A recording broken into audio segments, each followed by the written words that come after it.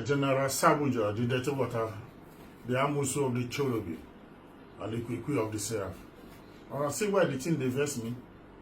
See small boys, 12 years, 13 years, 14, 15. We don't know what in life be. The new recruitment of a bandit. See them. Don't look at bandits. I said this before. 60% of the problem of insecurity we are having in this area is caused by these Fulani herdsmen. These Fulani herdsmen. The problem we are having in this country, 70% of it, in terms of kidnapping, banditry, terrorism, they are not enough. Just look at them. Small children. Small children. God. Just watch this video to the end and share it.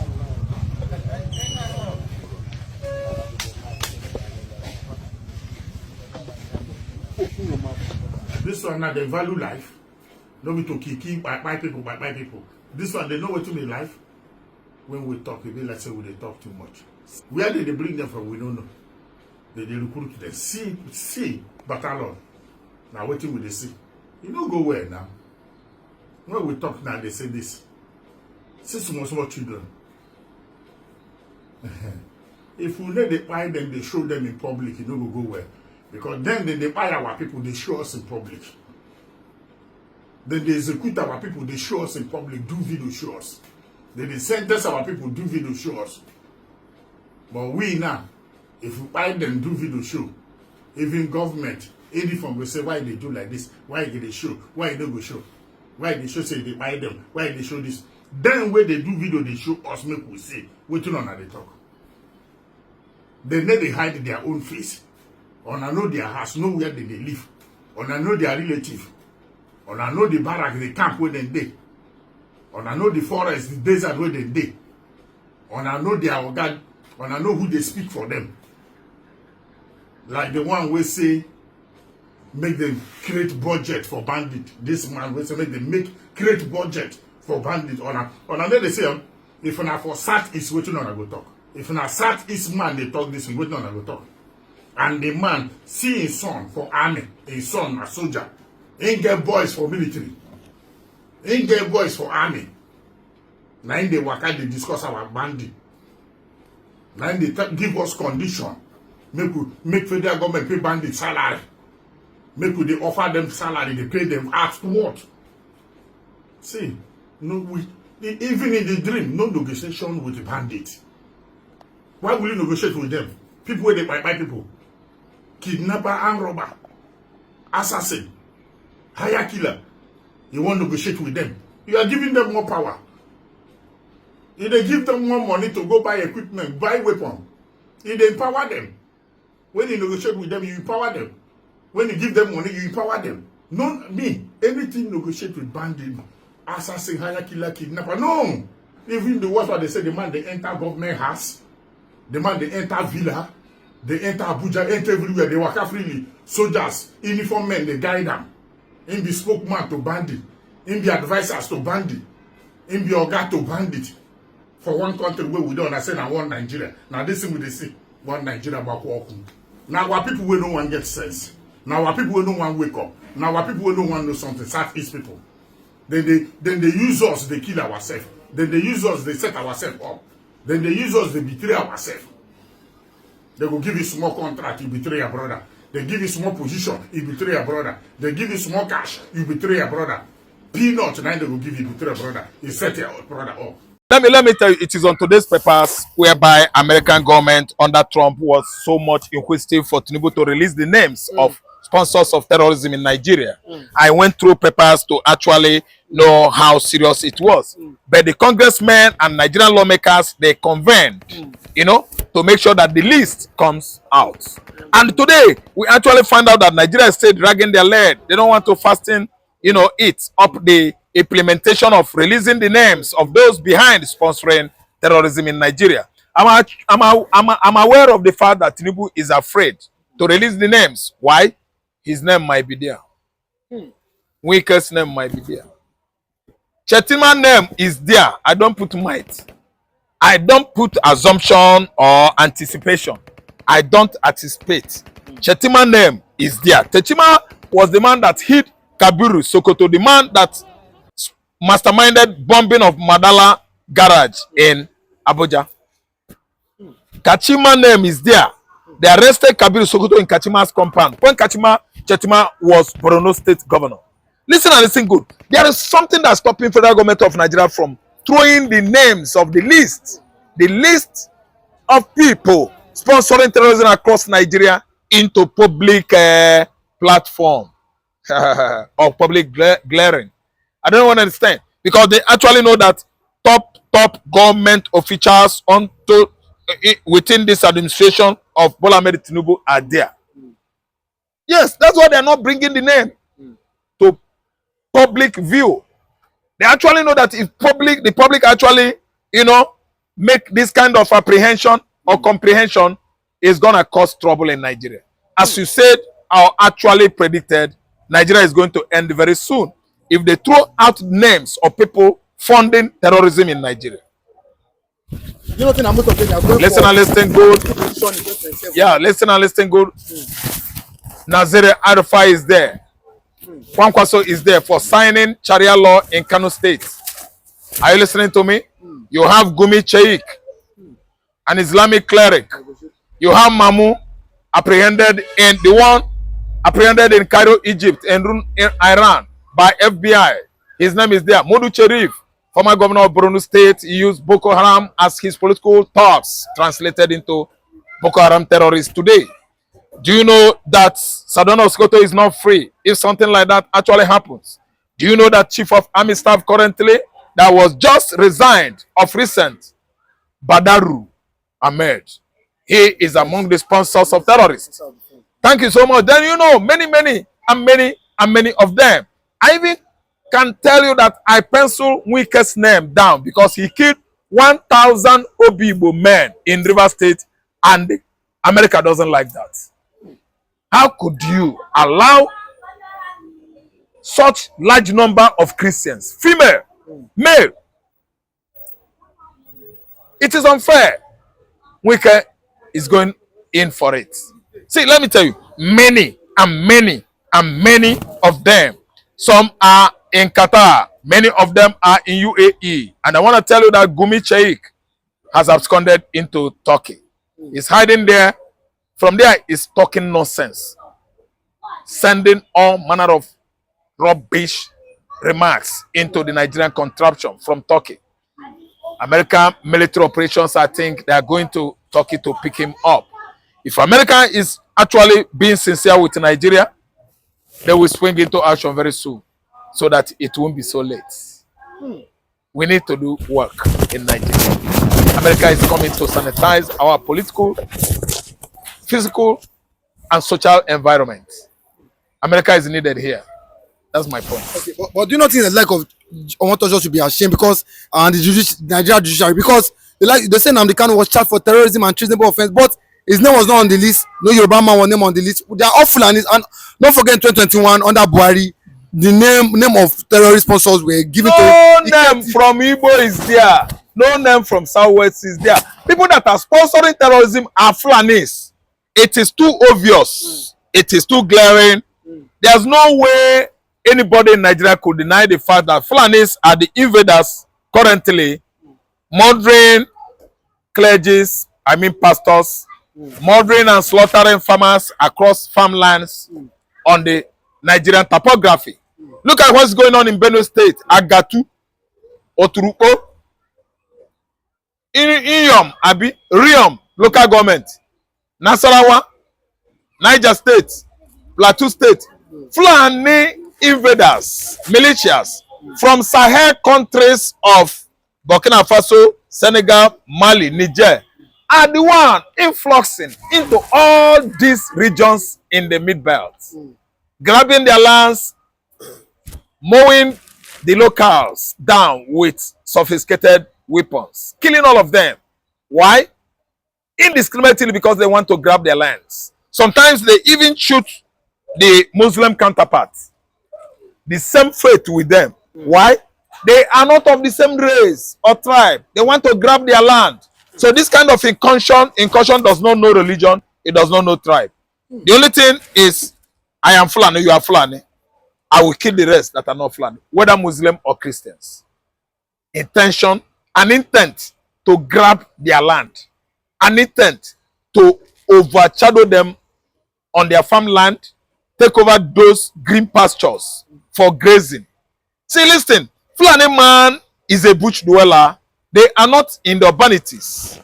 Fulani man, if want to be free from this kind of archaic way of life, should release their children from the bush, march them into urbanities and township, send them to various schools and learning, institution of learning, for them to receive not what knowledge and education.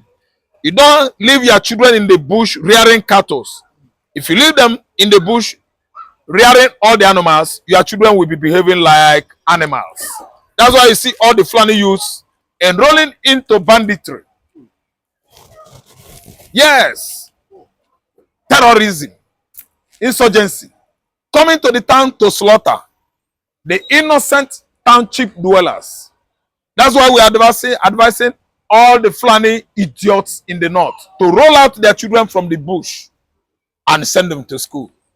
Or else, the Hausas are going to drive the whole Fulanis out of northern region of Nigeria into Mali, Chad, Sudan, Senegal, Burkina Faso, Niger, and the Futajelo Highland.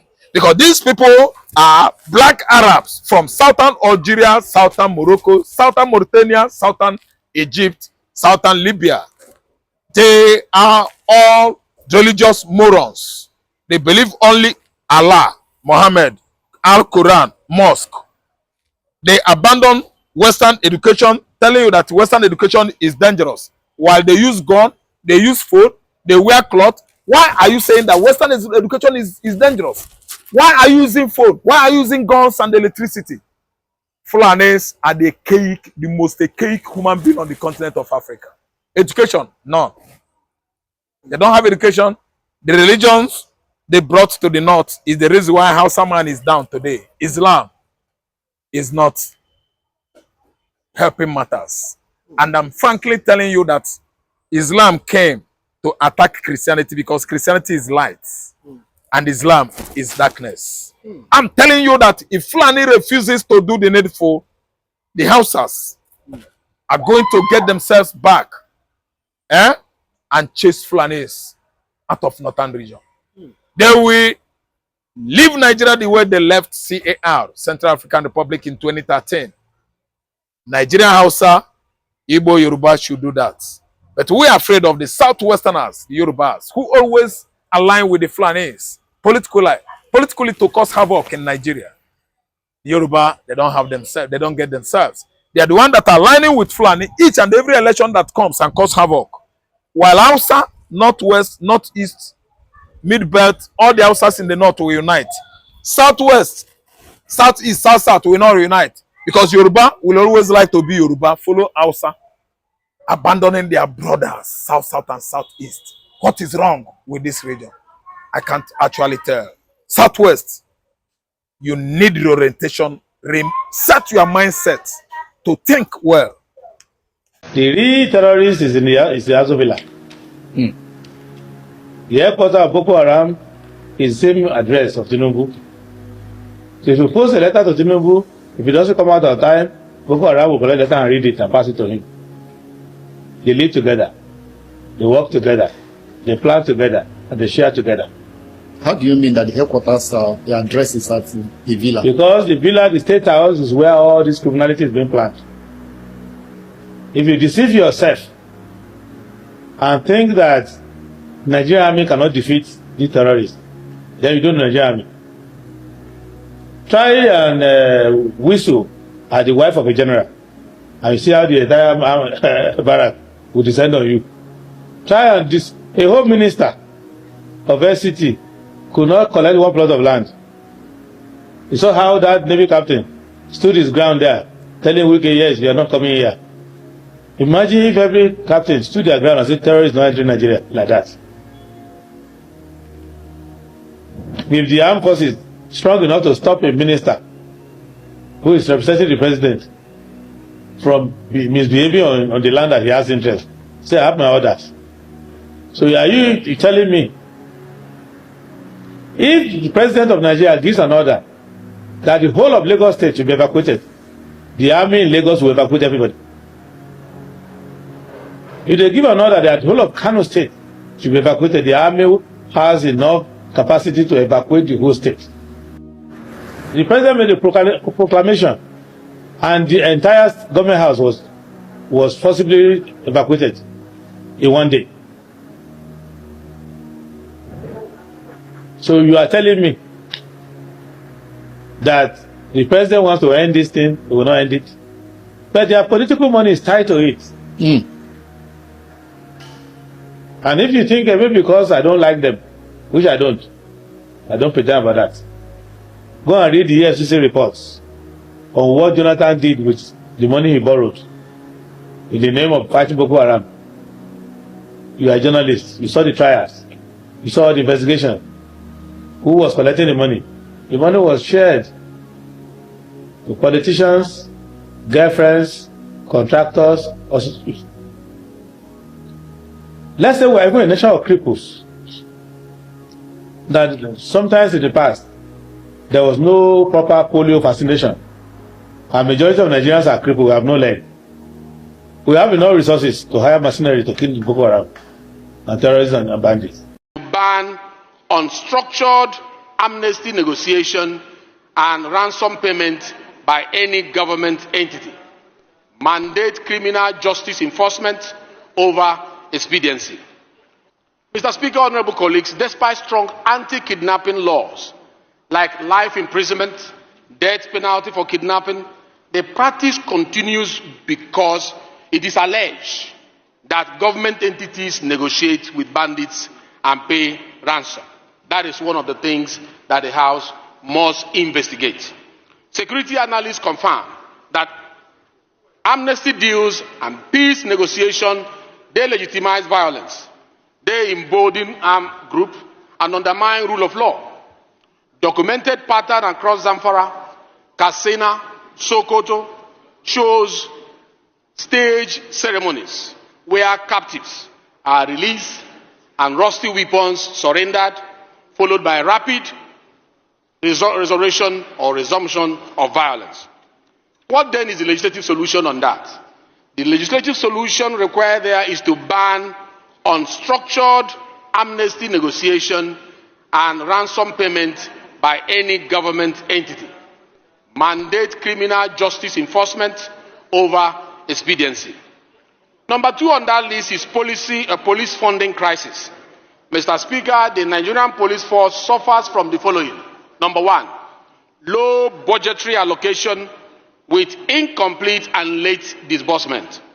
Number 2 is unaccounted state government and private donation creating corruption channels. Number 3 is no transparent auditing mechanism. And this is not starting with this administration, it has been there before now. So what is the impact of this? The impact of this is that operational paralysis is observed, inability to plan effectively is observed, and perpetuation of inefficiency is also recorded. What then is the legislative solution? Because for every problem, there must be a solution. The legislative solution here is to mandate sustained, predictable funding, require rigorous record keeping, and audit all Nigerian police force fund, including donation. The number 3 is centralized policing model failure. Federal-only policing model cannot meet diverse localized security needs of 36 states and 774 local governments, Mr. Speaker. Let's tell ourselves the truth. Whether we call it state police, whether we call it community police, whether we call it local government police, the need to decentralize has become very necessary. Some argue for the amendment of Section 214 of the Constitution and the second schedule. Some say leave it as it is. Whatever it is important. The center of gravity of Boko Haram and insurgency in Nigeria are the sponsors of that program. It was beyond us. Because the job we need to do is kinetics. Fight, destroy places, resolve issues. But we cannot resolve issue of sponsors of Boko Haram that were in government that we know. We've got Commodore Kunle Olaomi joining us here this morning. He's the head Department of Criminology and Security Studies, Christland University, Nigeria. Good morning, sir. Thank you for coming on today. Thank you very much for having me. Here we are today. So details are emerging that raises more questions than answers at the moment. But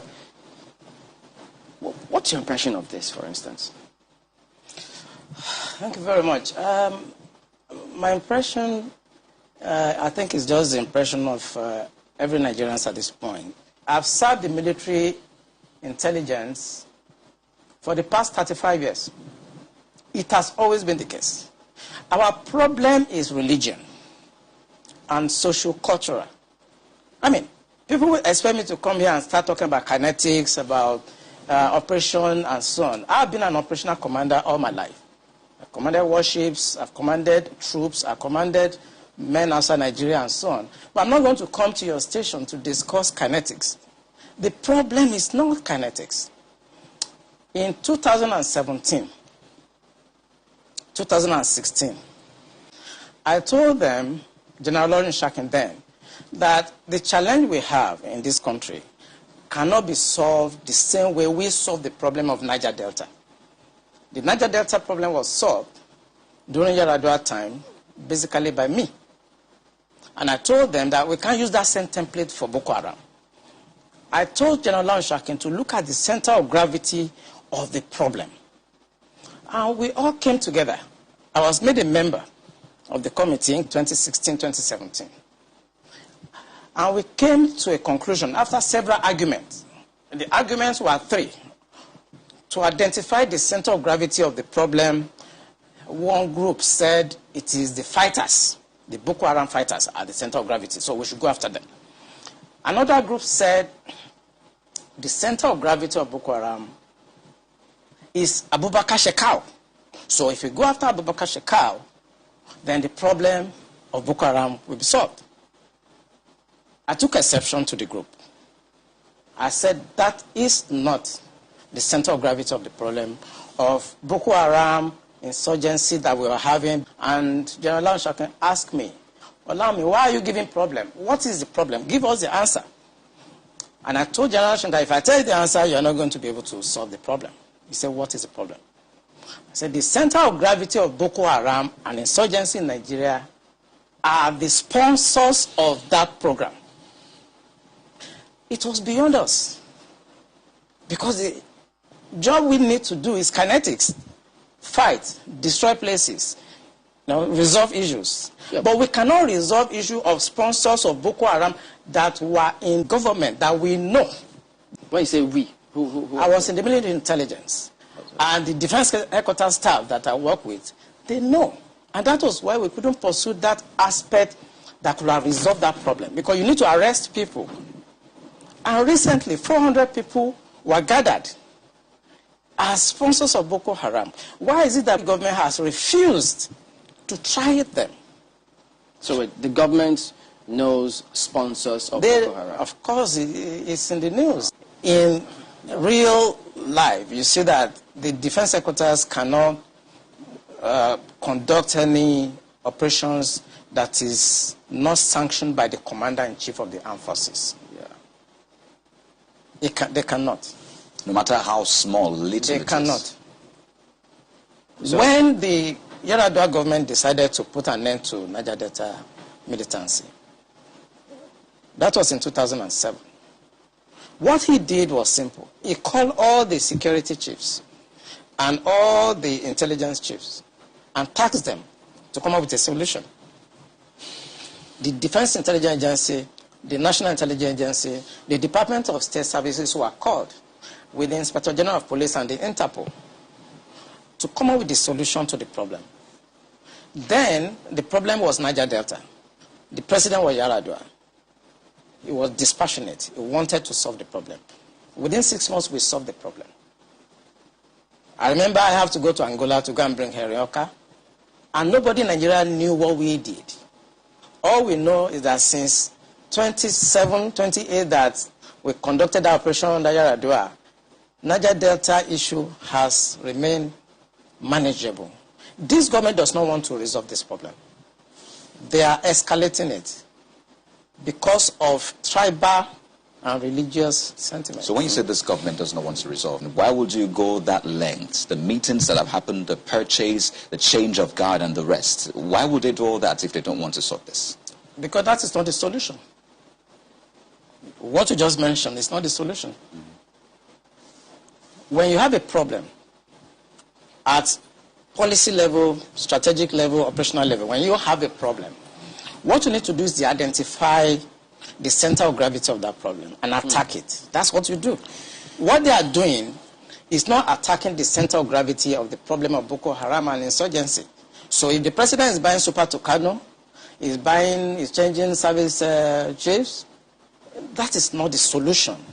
We are looking at the wrong side. It's not kinetic. It's politics. Are you ruling out kinetic altogether? I can't rule out kinetic because it's a spectrum. It's a spectrum, you know, so you can't rule out something.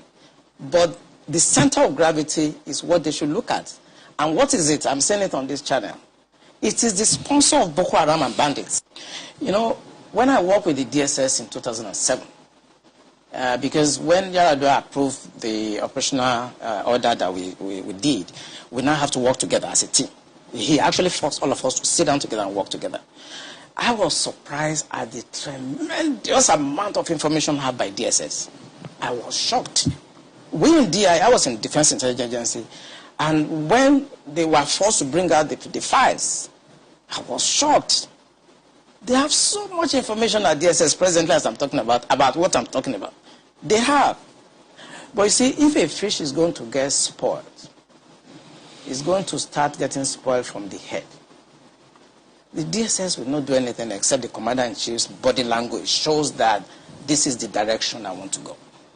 That is where the problem is. The DSS has tremendous information. By the time somebody takes over and wants to undo some of this evil that I've seen in this country, you'll be surprised names that the DSS will bring out. They have the information. There's nothing I'm going to say here that they don't have. The defense headquarters have the solution for the kinetic aspect. They do. I'm not going to come here to advise them. I work with them, and they're still there.